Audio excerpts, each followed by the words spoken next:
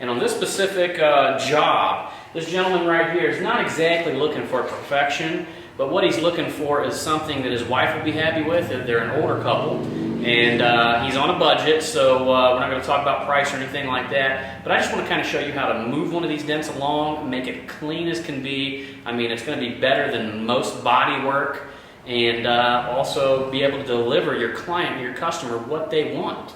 So something that I always stress is that it's about them. So you need to become an individual who can deliver exactly what they want. Once you figure that out, you're on your way to success. So come on over here and let's take a look at this giant dent that we're going to be repairing today. All right, so right here is your large dent removal. So it's a pretty nice sized dent, dead in the middle of a door. All right, so when working a dent like this, one of the first things that I look for are what I call the crowns. Some people would call them the roll buckles, other people call them a smiley face. But typically what that means is there's trap pressure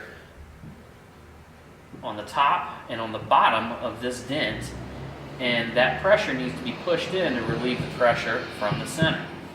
A lot of times while working down or tapping down, I like to use this rubber ball here with a knockdown, or I can use the back side of this hammer to tap the damage down and relieve all that pressure so the center of this dent can be worked at that point. So I'm going to be going in and doing that and moving this thing down, and you'll actually see that maybe a lot of this dent might just mold its way out during just the tapping procedure. With this dent right here having this crown right here and this crown right here, you got areas that are being pulled and another area that's being pulled, creating tension in the center. So you loosen that up and you push this metal back into the center. You're going to watch this thing little by little move its way out. Now we're still going to have to go in with the tool and finish it up, but that's going to be a great start for this large dent. Watch the metal move right through here. This is just the tapping process. Watch how the metal shoots right into the center.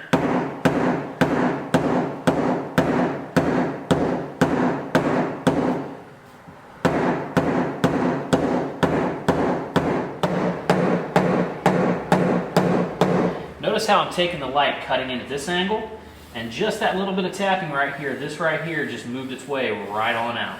So it's still going to leave us a little bit of a crown to work, but you really got to check it at a 360-degree angle. So I'm going to come in from the other side and look at the crown from the other angle.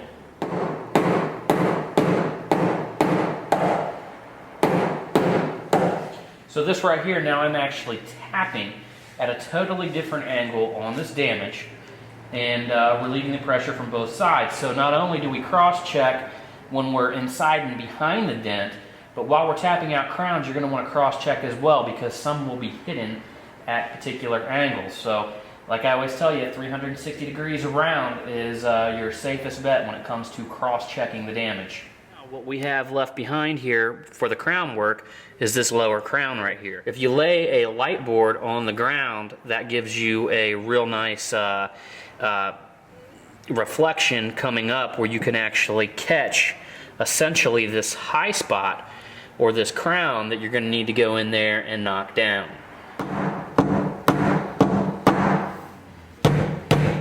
Alright, so now we've got a lot of that lower crown removed. I may have to do some touch-up work with the sharper knockdown, but we've got the bulk of that metal pushed up, and I'm going to come back across here and do, again, a little bit of cross-checking just to make sure that I've got all of the crown removed prior to actually putting a tool in here and pushing on it.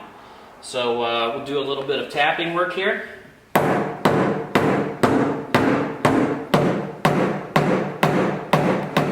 And there was just very little crown work needed. So if you want to come around here and take a look in the light. And I want to show you exactly, look how much of the dent had actually came out. You know, right here's that giant dent. I'm going to cut in a frame of that, what we had to begin with.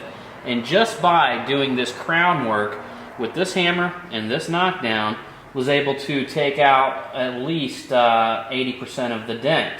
So now we're going to go in there, we're going to begin making some pushes, and I tend to blend some of these areas out. That crown was a pretty strong one, So while taking it down, it might have taken a little bit of metal with it here and there, but because we use this knockdown, they're real nice and round and can be pushed level. So we got to go in through, typically what we're going to do is go in right here through this wiring harness. You can see that right there on the inside of the door. And what I usually do in this case is just push it in. Be sure that while putting a tool in here and pushing behind the damage, that you don't hit any wires or anything like that. You want to make sure you have it leverage right up here against the back edge.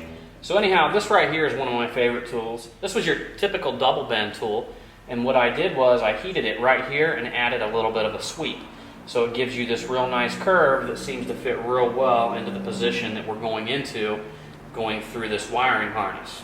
So what I'm going to do here now is take this tool and I'm going to make methodical pushes. You know, now that we've tapped the crown work out, it took this large dent and essentially turned it into a lot of little small dents. So we got to go in behind them, treat each one like a little small dent, and make that push exactly where it needs to be.